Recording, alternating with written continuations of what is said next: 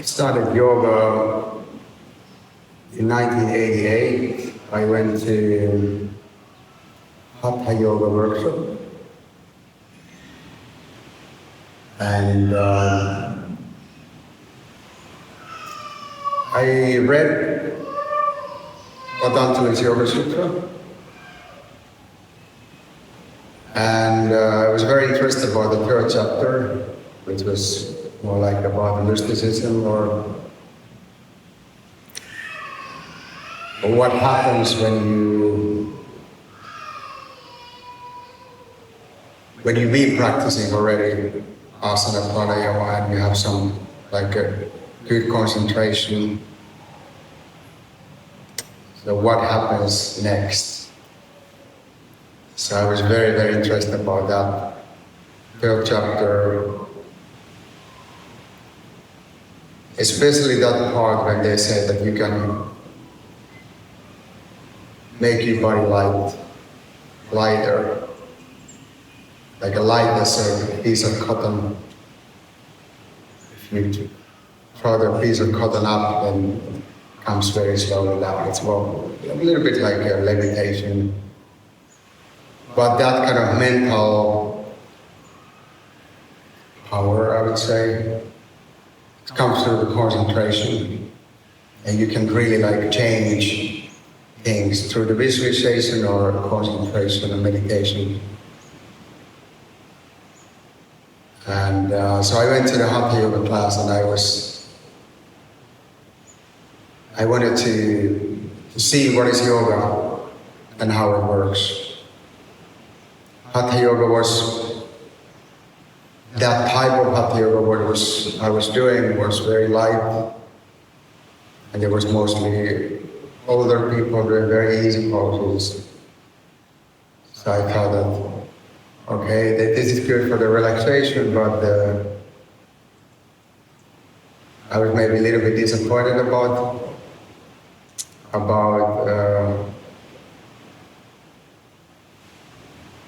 that yoga style. And when I found Ashtanga next year in 1989, I felt like, okay, this is the yoga what I was looking for.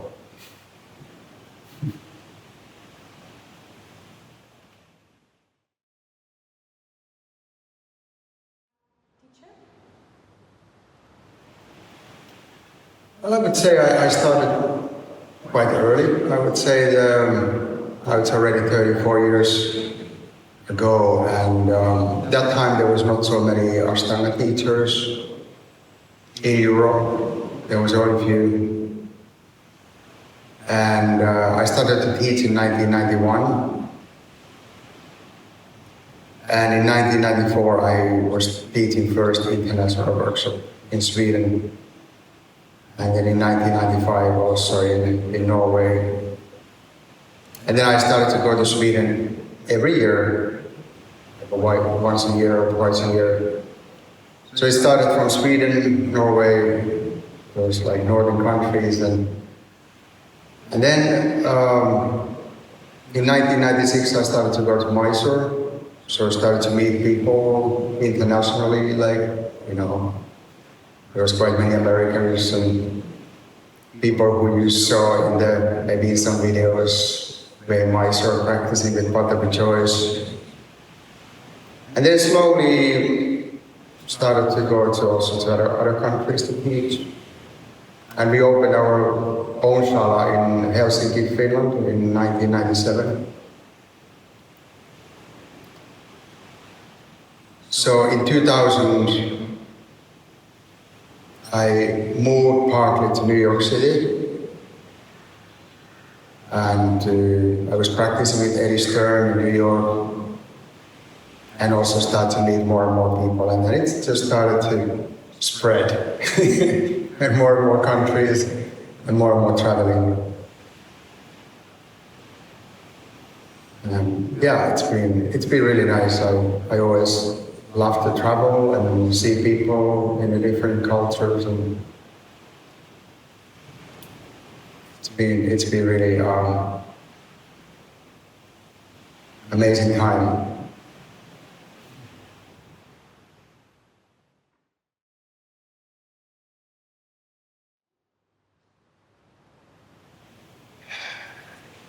I would say one of the main satisfaction would be to, when the yoga shala has this deep quietness and concentration, and people practice, and there's the feeling of that the energy is somehow flowing easily. That is a magical moment. And kind of everybody can feel it somehow, like, wow, there was something special. Other thing I would say, which is also beautiful when the students make some progress, and it happens so naturally that you don't have to force people, but through the practice and there's that, there's some kind of happiness coming from the student, coming also from me. But just there's the teamwork has been working well, and we make progress, and that the progress has happened quite naturally without like pushing people or forcing them. And there's this opening.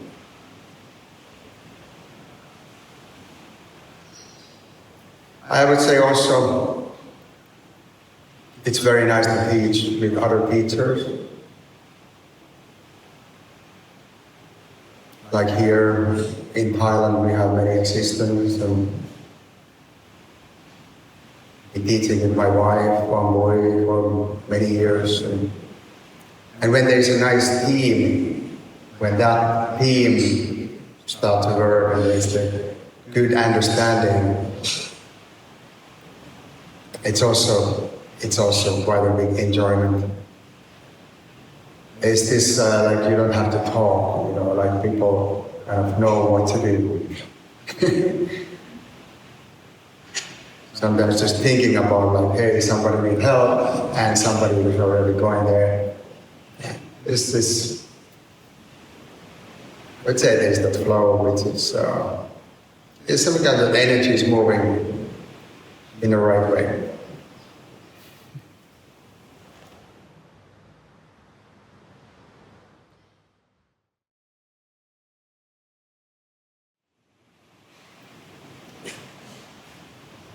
I never been tired for teaching.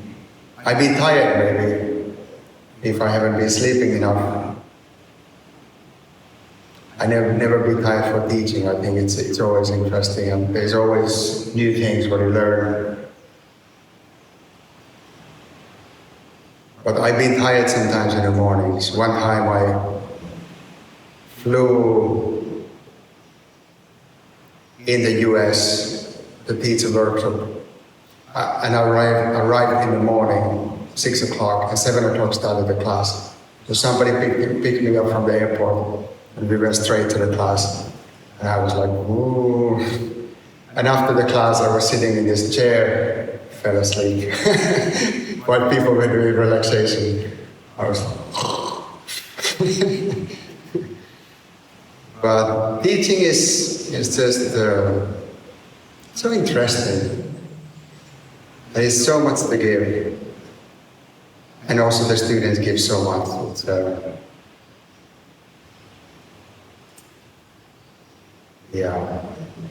It's a beautiful world.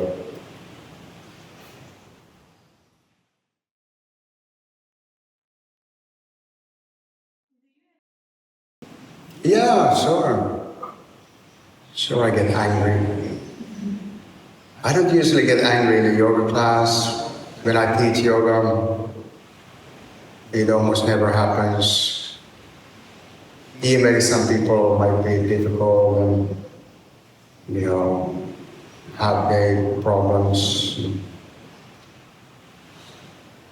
But yes, in the daily, sometimes you might be tired, sometimes things are just not going well. There's many problems, And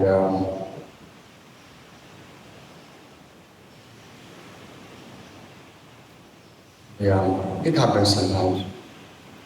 Not so often, but you know, the thing is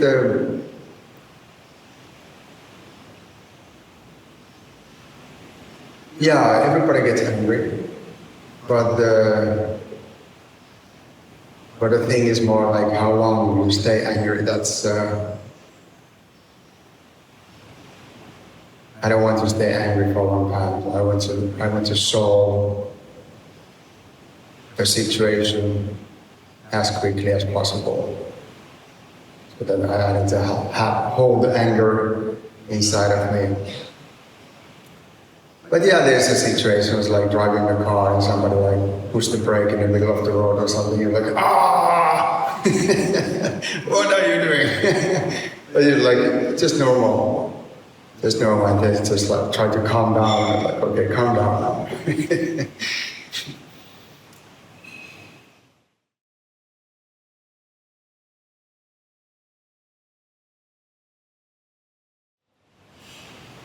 Maybe one of the biggest change was when I started yoga. Because I was looking for the change. I was looking for something that I had a feeling that my life goes to the wrong direction. And it wasn't healthy direction, so I decided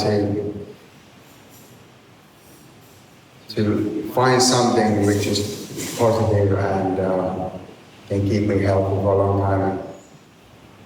I found two things, yoga and African dance. And this was like 34 years ago. And I started the African dance and yoga about the same time. And I thought that African dance is positive. I had a feeling that this is something very positive. There's no negativity in that dance. And it was very good. I just did it for about 1 year. And then the yoga stayed. But those two things I started, and I was looking for the change for my life. So I think that was pretty much the biggest change. Of course, the second, maybe I have 3 children, so those are always big changes, because especially the first one, because you become a parent and start a new family life, so you're not alone anymore. You focus first to the child, and that's a huge change for the life.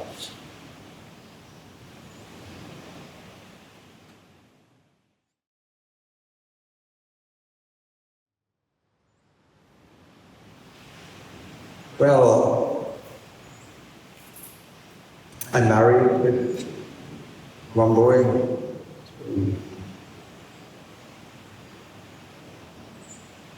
Almost 10 years. And we have 2 children, 5 and 8 years old boys, Cesar and Sumo. And I have 1 child from the earlier relationship. He is already 24 years old, the boy also. I'm a Finnish citizen. That's now my wife also, and our children. I have only 1 nationality, but they're also Americans. And we just moved to Portugal from Finland, and we are living now in Algarve, in the southern part of Portugal. Lots of things happening. We are building a house. We are opening the yoga salon in our little village for the sage.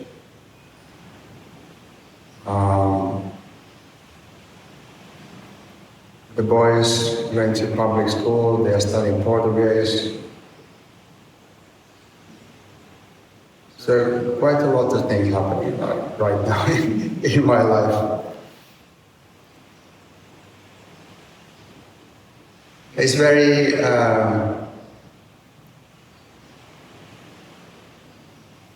very interesting time, big change also. I would say this is a huge change also. To move from your own country where you've been living there your whole life to kind of quite different place. So now we are there in Portugal, and we like look how life start and how the teaching start, and how what kind of life we can live there. We are planting fruit trees, and we make a herb garden, and we're just buying a surfboard so we, we can go to the waves. Yeah, so let's see. It all looks good right now.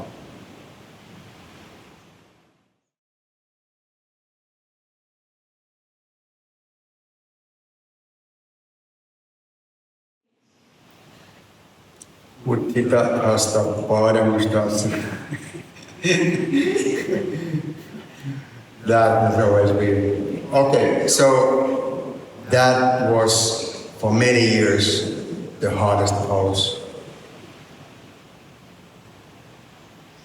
Because, you know, I used to play ice hockey, and my body was, I was quite a lot bigger, almost 20 kilos bigger. I was very stiff, and the balancing and all was kind of painful pose and uncomfortable. But then, when I started to become more flexible and have more balance, it actually became one of the nicest poses. But that was hard. That was really hard. Of course, these poses like Purmasana, Sutta Kurmasana, these kind of difficult poses, but they were not so bad as Uttita Hastapanamustasi. That's why when I see people are losing balance and they have difficulties, I really understand how it feels.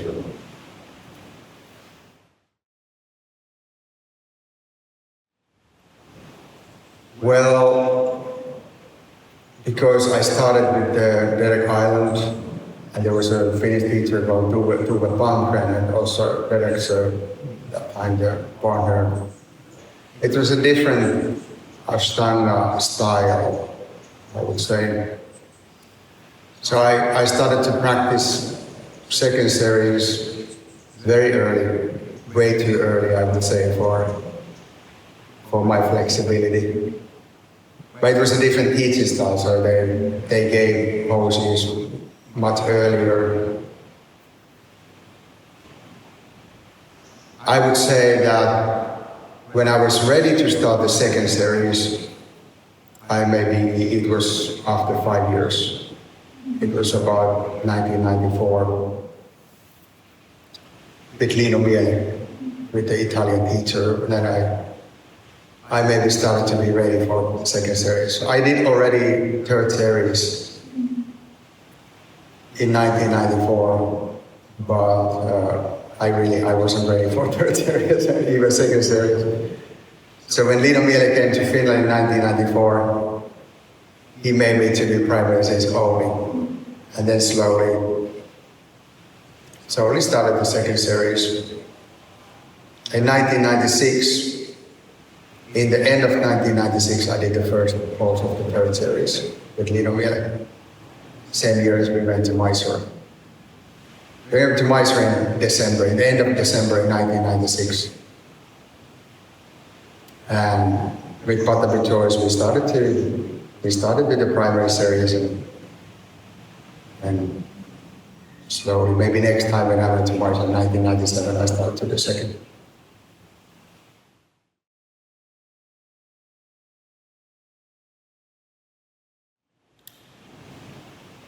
So one thing that I don't think there is only physical, because the body is connected to the nerve system, the fascia to the nerves, and the body is connected to the mind. The nerves are connected to the brain. So it's hard to say that somebody is doing physical practice. But I would say that,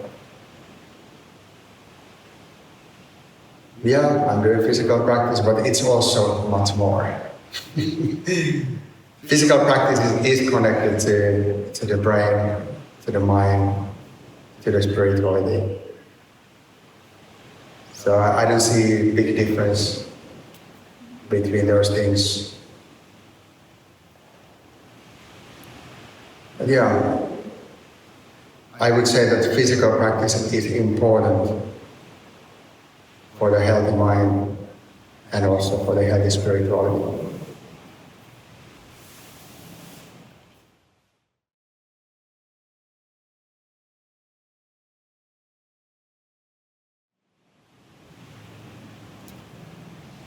To have a space for myself, I can focus for my own life, my own brain, my own mind, my own body. Have a little time out from the normal life, family life, being a husband, being a father, and concentrate, meditate, be quiet, and keep myself healthy in a good physical and mental shape. But I don't have any more so much physical goals, like that I want to do this pose and that pose. I think I already reached that stage a long time ago. 20 years ago. So I practice Ashtanga. I modify a little bit some sequences, and yeah, Ashtanga is very important in my life. And I practice as often as I can. With the family life, sometimes you have to practice on the moon days and Saturdays and Sundays, and then sometimes you cannot, because maybe somebody's sick or you travel or just some other reason. But yeah, I practice as often as I can. I take my space, I enjoy it.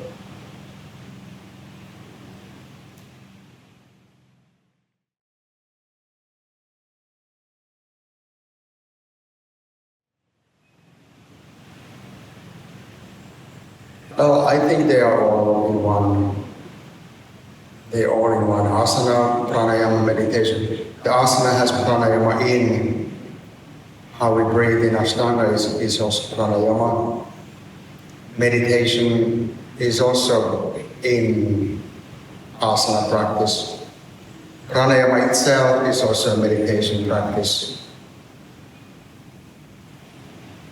But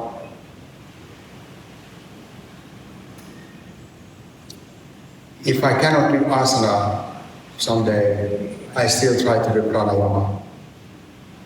So I would say that the pranayama and that mental state which comes from the pranayama, which maybe we can call meditation,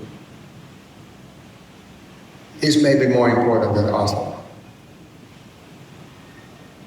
Because if I cannot do asana, I still feel that I have to do pranayama.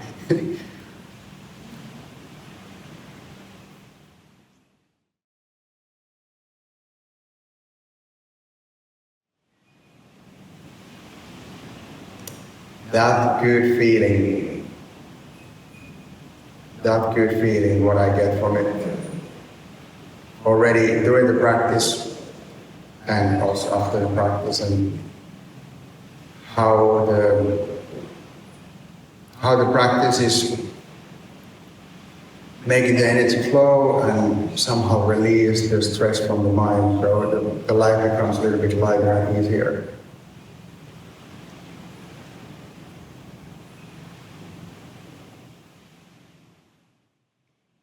I never had a serious, like major injuries, like slip disc or hernia or, meniscus or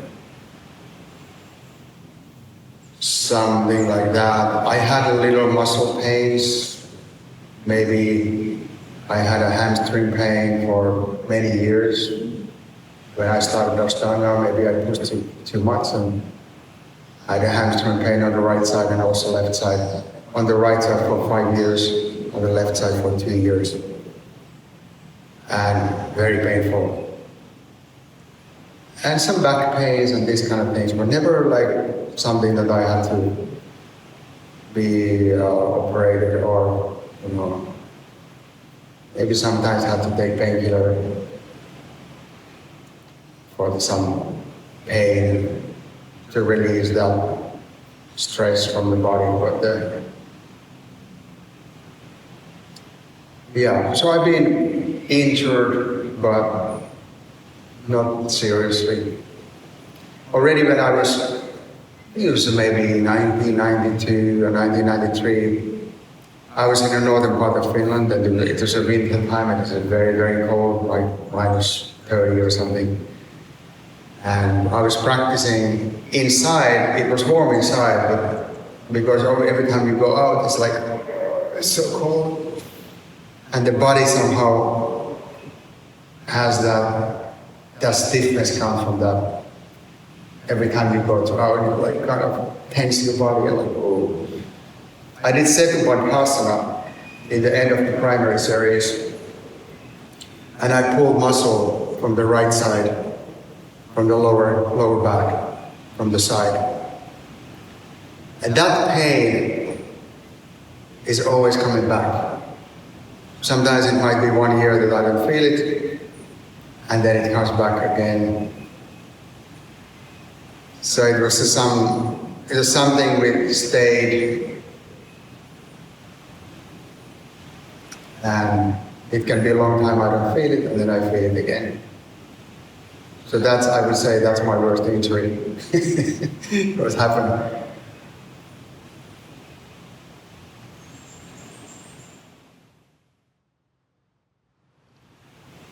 So first, when you hurt yourself, you try to find out how bad is the injury. So is it serious injury? Do you have to maybe go to take some X-ray or go to the hospital or to the doctor?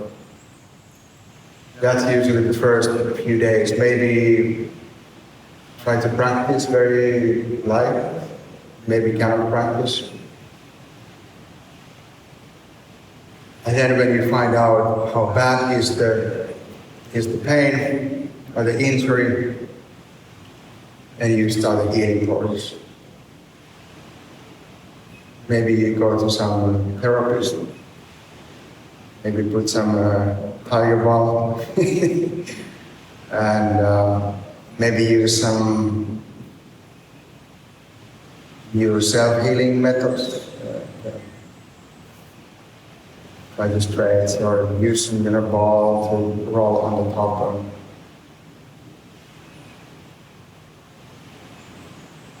So it all depends how bad is the pain. Yeah, modify the poses to move the body, but not put too much pressure. I think, in my understanding, when you have a pain, the area where the pain has to relax. And then when that area starts to relax, then the healing starts. But if you keep pushing and that area doesn't relax, and the healing takes much longer. So there was that before 30 years ago, when I was practicing, there was this kind of idea that you just keep doing the pose and it will somehow heal. But nowadays I don't think that happens. Sometimes it might happen, but I think the relaxation is first and then the healing starts. So you have to find a way how you can relax that part of the body where is the pain. And when you feel like, okay, now I can relax the muscle, and it starts to heal very quickly.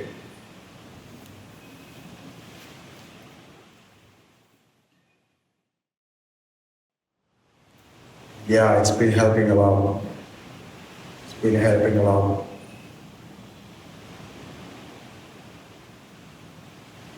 I think in the difficult times, the practice is the most important because it gives you the space for the body, it gives space for the mind, it gives you space to be with yourself.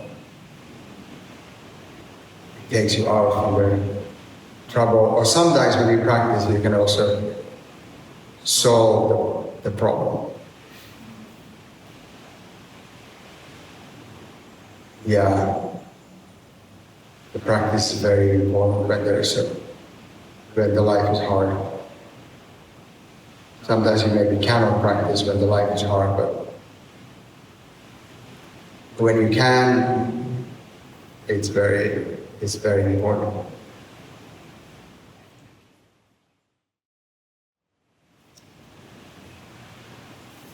I don't know, it has been there for a long time.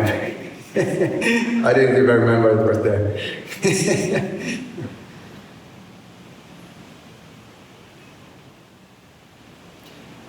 Well, I think yoga is good for life. Yoga is good to keep in life, be part of the life. I think yoga is important therapy, one of the most important therapies because you do it for yourself. So you don't go somewhere that somebody's doing it for you. You are doing it for yourself. So you're the healer for yourself. Which is the best. All people should think about how you can heal yourself and do the therapy for your mind. And sometimes maybe go somewhere else to have help. But only going somewhere else but not doing anything for yourself is not really taking you anywhere. Or it can be very short time healing and then the problems come back. So yoga is a self-therapy, self-healing method, which is important for life.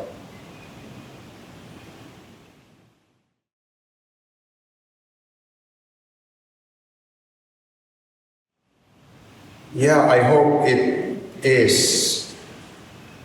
Practically, it's not accessible for everyone. I mean, like if somebody's sitting in a wheelchair, the first thing is that is the yoga shala accessible for the wheelchair? Or if you have steps, you can't get even in.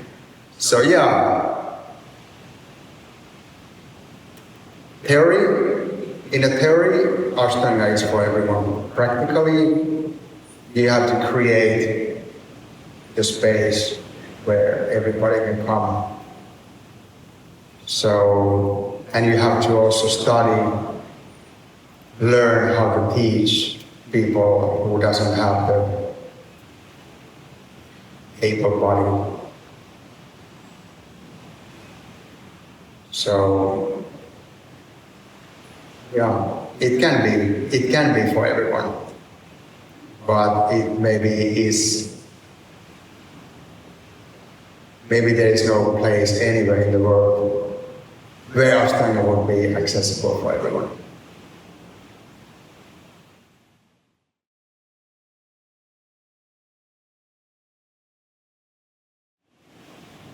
It's good to be kind for yourself.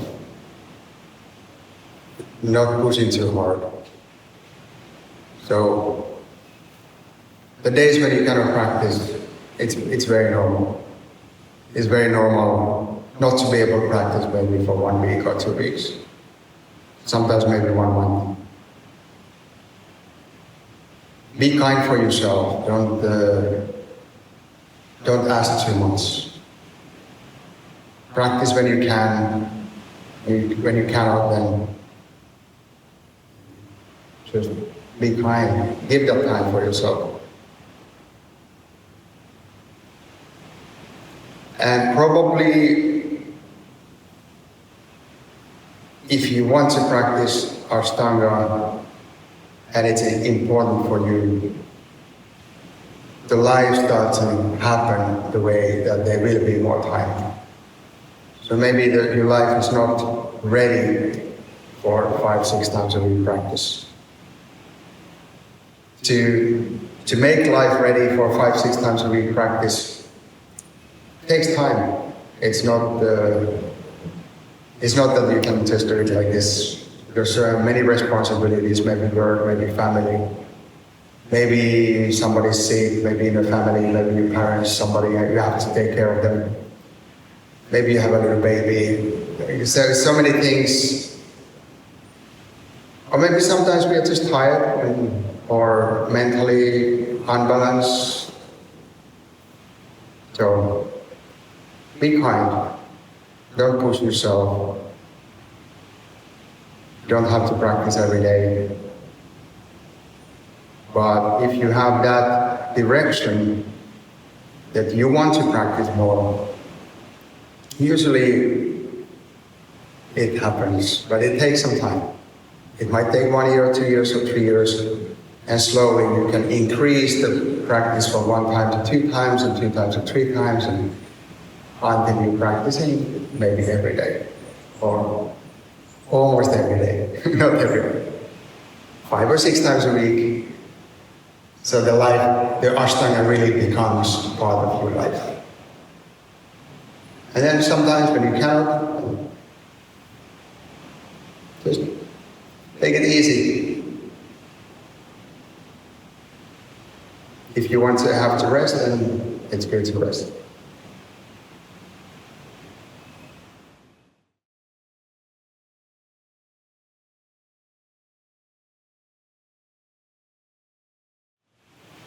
So in the asana practice, we have ujjayi, that sound breath from the throat and the nose at the same time. So that's the only breath what we do in the asana. Profesor was teaching 6 pranayamas, 6 different techniques of pranayamas. And then in the classical pranayama, there's 8 or 10.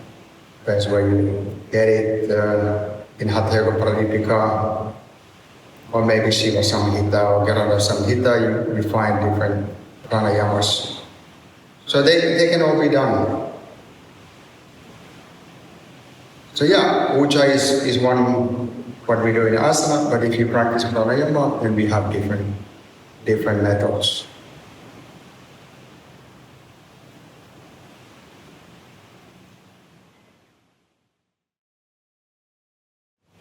If the pranayama is very short, like 5 minutes, it's easy to add to your Padmasana pose. And so how you can do it, first breathe 10 times like you normally do in Padmasana, and then after 10 breaths. So with the 10 breaths would be like a preparation, and then you do like maybe 5 minutes. Some simple one technique for 5 minutes. It will be easy, you don't have to do it outside the practice, it is part of the Padmasana. After 5 minutes of pranayama, Utpatihi, jump back and relax. It can be also done after the practice, after the relaxation, or before the practice. But if you only do 5 minutes pranayama, 10 minutes pranayama, I like to do pranayama before the practice because then the body is fresh and the mind is fresh, or in the practice, but not so much after, because after the practice, the body starts to be tired, the mind is Maybe you have so much concentration all the time, the mind starts to be tired, and maybe you want to drink or eat or do something else. So the mind, after the practice, I found that the mind is more busy because you already need so much. So before the practice or in Padmasana, in the end of the practice.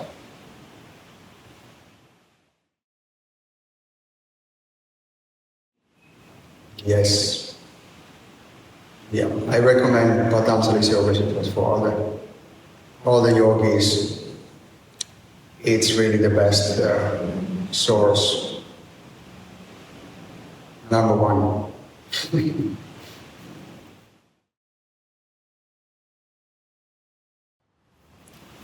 Yeah, it doesn't matter what is the series.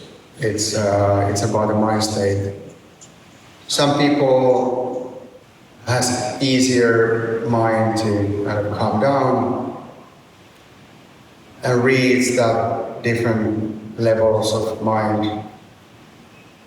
Some people have more difficulties with it. But it's not about if somebody is more advanced and more beginner, it's about how ready we are for it. Of course, we could think that if somebody has been practicing Ashtanga for many years, then they become more ready for it. But some very advanced students can also be very busy with their mind. And I've seen some beginners who are very balanced. So somehow it's about how ready people are to be more balanced.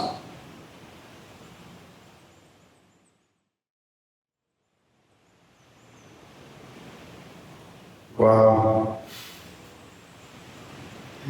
maybe I would say keep practicing.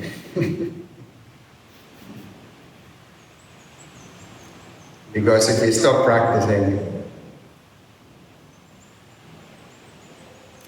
we are easily falling back to something what we don't want. So keep practicing and keep your spirit high and the life fresh.